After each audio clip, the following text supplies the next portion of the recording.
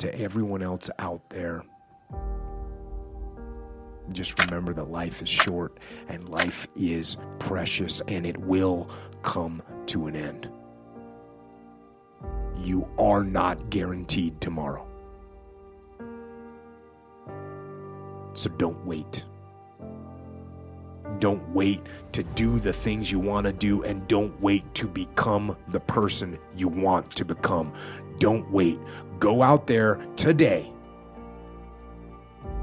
and get after it. When you just haven't got the intrinsic drive to go full on at a task, let me tell you what, when it comes to life, don't just go through the motions. Live. Live. Fight the good fight. Live an outstanding life. Don't just go through life. Don't just get through it. Instead, get after it. I don't expect you to believe in my dream like I believe in my dream. And the problem with some of y'all is you want somebody else to support your dream. It's yours. I don't owe you a dime. It's your dream. If you wanted to happen, get your butt up and make it happen. If you wanted to happen, rise and grind. If you wanted to happen, you're going to have to do what I do, and that's get up at 3 o'clock in the morning. You'll hear, you've changed. And guess what? That's the point, to grow and to change. You'll have people not support you, and that's okay. Most of the time, there are people who have talked themselves out of chasing their own dreams. They don't want to take a risk. Try to stay focused, believe in yourself, and keep putting the work in. We can't listen to the naysayers or the doubters. Stay focused on your vision. It won't be easy. You'll go through obstacles. You'll have adversity. You'll have setbacks, but you'll look back years from now and tell yourself it was all worth it. I would rather fail trying to give it everything I got than wonder what I could have done if I would have bet on myself and just went for it. Shout out to all the people out there on the grind, out there chasing their dream or in the middle of working on your dream. You'll have naysayers in times where you even doubt yourself, but shake that shit off and believe in yourself. If you feel it in your heart, get out there and go get it. Keep on dreaming, keep on grinding. One of the keys to my success in life was I was able to see myself at the end of a very difficult task before I even started it. When I was 297, out of shape and afraid of water, I was able to see myself at graduation as a Navy SEAL. But as time went on, I kept on getting rolled back to day one. And every day got longer and longer. So what I had to do was I had to take this big chunk and make it small. So I became the master of the one day that I was living. We have to do that now. We don't know when the end is coming to this. So we got to master that one day. It may keep on getting pushed back day after day.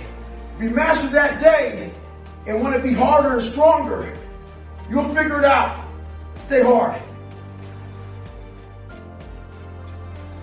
I never had, and the crazy thing about what you say that, I didn't have or come wake me up at 3 o'clock in the morning and say, hey, you gotta get your shit in. I had no trainer. I didn't have a nutritionist. It was the self-discipline that I had to survive, to not survive, I was weak, to thrive. No one said, hey man, you're 297 pounds, man. I'm gonna help you out. I'm gonna help, hey man, you're not smart. I'm gonna help you out. I had to work at all this shit. I had to overcome, and it self-disciplines everything. And if you don't have it, I don't look at you right, because I know you're capable of more. It's not discipline so much for me. It's all on you. It's all on you. The self part is what's big. We need someone to hold people accountable. Fuck that shit, man. Fuck that shit. We count on people too much to get us through shit. And we look to our right, we look to our left, we're looking for help. And if you can build that self, you can build that total accountability in oneself. And it's not about being selfish. I'm trying to create a better me So hopefully people who are hearing this are taking it the right way, can say, I can run a mile. It ain't about running 205 fucking miles, doing 4, being a city. It ain't about all that shit. Shit doesn't matter. I want you to see how fucking far you can go. And that's all it's about, yourself. And that's... Before I joined the military, I hated the water, so I had to go practice. So every morning I wake up, I go to the pool. Before I jumped in that water, I put my toe in the water to feel how cold it was. Me doing that was my silent protest. It was me feeling sorry for myself. It was me being a little... And I realized if you're gonna do something, anything in life, you better attack it. A lot of us are going through wanting to be better, wanting to find more.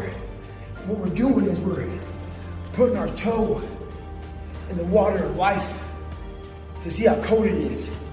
We're not attacking anything. We're going at it half-assed. There's one thing for sure. A lot of us think we can rise to the occasion. When you can't, you fall back on your training. It's the ones that outwork everyone over time that separate themselves over the long haul. This is why you see people that aren't prototypical linebacker size players, like Ray Lewis, as an example, ends up being one of the GOATs, greatest of all time. Lewis was called a little on the short side while he was in the NFL Combine. His response was, great things come in small packages, and he backed it up. It's the same reason why Tom Brady was a frail 6th-round draft pick and is a Hall of Famer, and in my opinion, the greatest quarterback of all time. This is even more true in business. It's the person who's willing to separate themselves by outworking people over time. That's the person that ends up getting to the elite levels and stays there, not just shows up once or twice. Growth stops when you lose the tension from where you're at and where you can be. Stretching is what makes a rubber band valuable. Rubber band doesn't do anybody any good unless you start to stretch that thing out. That's how things start to work in business. It's not the 95 guys out of 100 that you got to train to beat. You got to stretch yourself. It's the 1 out of 100 that you need to outwork in order to be the best. A lot of times people can look around and say, well, I'm working harder than these people. I'm working harder than most, or 90% of these people. But are you outworking the champions if that's where you want to be? So here's some thoughts. Number 1, how does your work ethic match up with elite performers? Ask yourself this. Don't zone out on me right now. Ask yourself, how does my work ethic compare to the elite performers? Second thing, how are you using the time that most people waste? And we all like to take this 4-lane highway, the easy highway. It has fucking signs, it has restaurants. We all love that 4-lane highway. We always step over the shovel. And all I did was I picked up that fucking shovel, and that shovel, I made my own path. And you may have big boulders and shit. They may be getting 200 miles up the road faster than you. But going through this path of life, this journey over here that you make yourself, that's incredibly difficult. What comes out the other end of that motherfucker is some glorious shit that you can't even explain to people. And we're afraid. Bottom line is, most of us, even the people who have all these theories and shit, it's easier to accept the fact that I'm just not good enough. I wasn't made to do that. And yeah, some of us can't be LeBron fucking James.